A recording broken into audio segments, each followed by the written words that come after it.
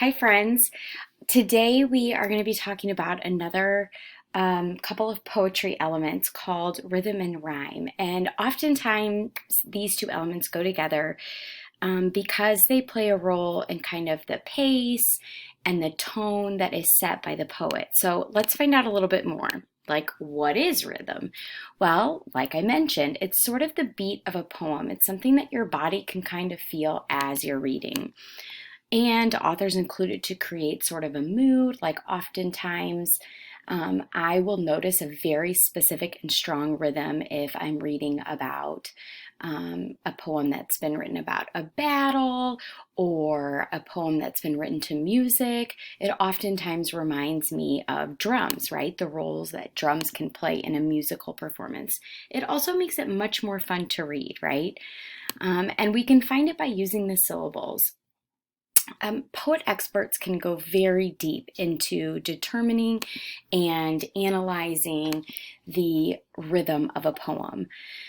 And because we're just kind of getting introduced to poetry and just kind of exposing ourselves to the rhythm of a poem, I am going to keep it pretty simple by finding rhythm based on syllables and how we stress some syllables in a word and how that leaves other syllables unstressed. And I'm going to talk a little bit more on our next slide. So in the sentence, my mother ate an apple and my father ate a pear, you'll notice that as you read that, naturally your voice is going to stress certain parts of the word, like this. My mother ate an apple and my father ate a pear.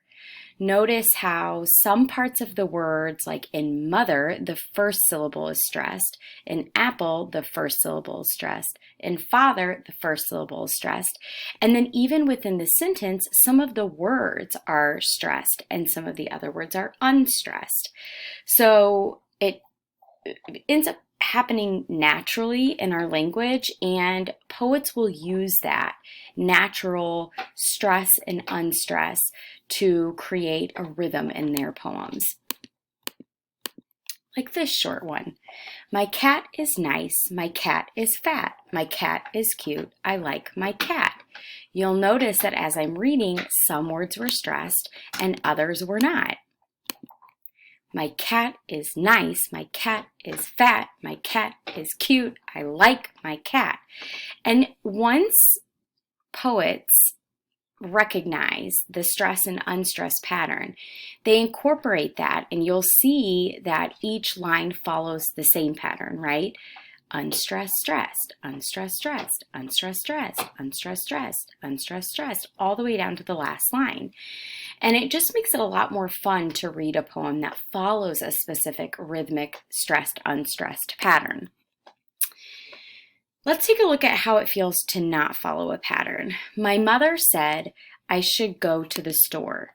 So you see here, unstressed, stressed, unstressed, stressed. Oh, we're thinking like there's a pattern, but then we have an unstressed, unstressed, stressed, then back to unstressed, another unstressed, stressed.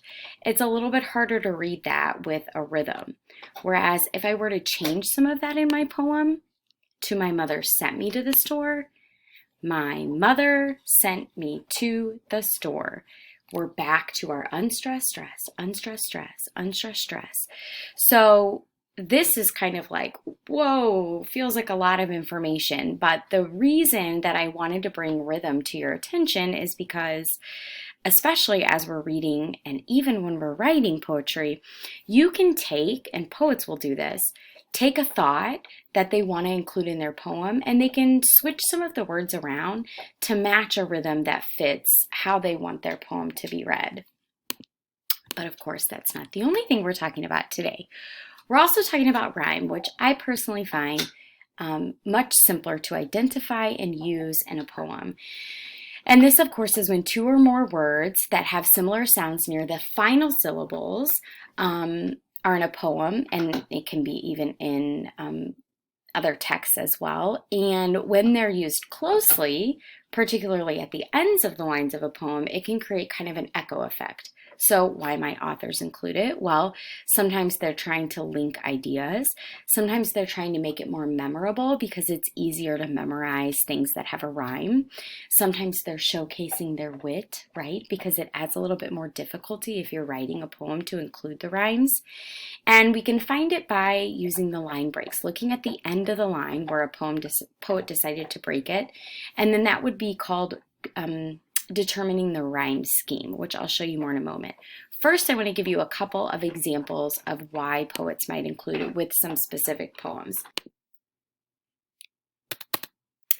Okay, so this is a poem written by a gentleman named Lord Byron, and you'll notice that if I take a look at the line breaks, he's not rhyming every single line down, right? He's skipping a line, so the words that are in bold rhyme and the words that are underlined rhyme. So listen as I read it.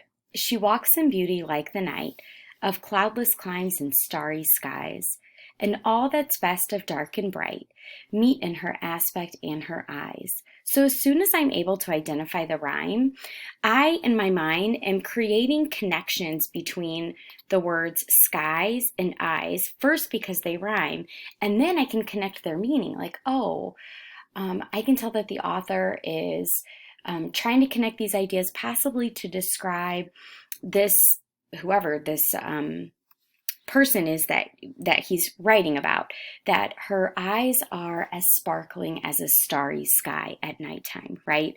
So sometimes poets can make connections with rhymes.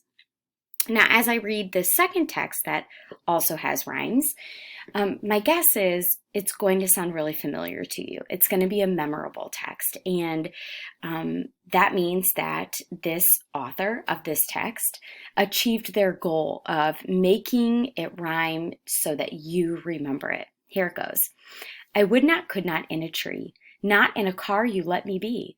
I do not like them in a box. I do not like them with a fox. I do not like them in a house. I do not like them with a mouse.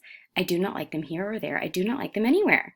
I do not like green eggs and ham. I do not like them, Sam, I am.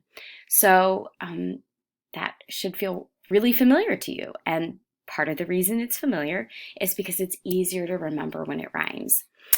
And then, of course, poets should be very proud of their work, and it takes some extra thought and extra knowledge of words and rhymes and how words work to be able to make them rhyme in their poem. And there is also, a tradition of poetry including a lot of rhyming words. And so sometimes poets kind of like to show off their ability to carry that tradition on and include rhyming words.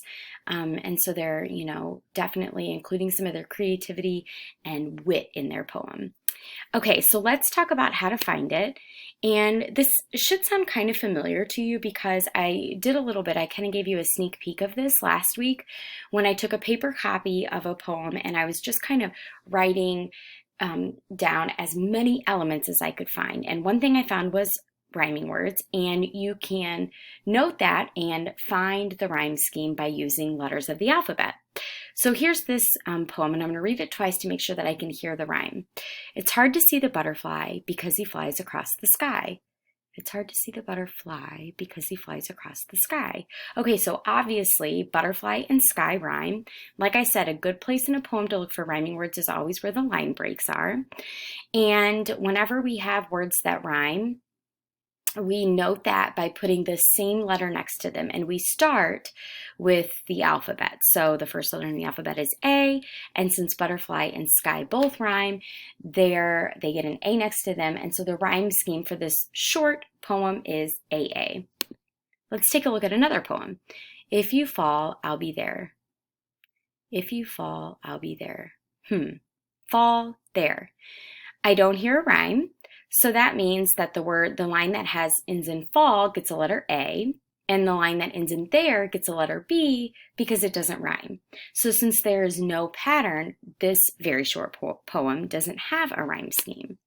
Let's look at one that's a little bit longer. This is going to be familiar again. I do not like green eggs and ham. I do not like them, Sam, I am. I do not like them in a boat. I do not like them with a goat. I do not like them in a house. I do not like them with a mouse. So I see, if I go to the end of the line where the line breaks are, ham and am rhyme, so they both get letter A. Boat and goat rhyme, so they get letter B's. House and mouse rhyme, so they get letter C's.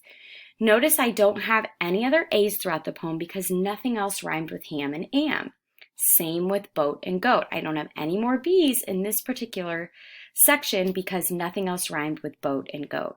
So I would say the rhyme scheme for this particular text is AA, BB, C, C. All right, we are going to give you a chance to find the rhyme scheme in some poems as well. Good luck.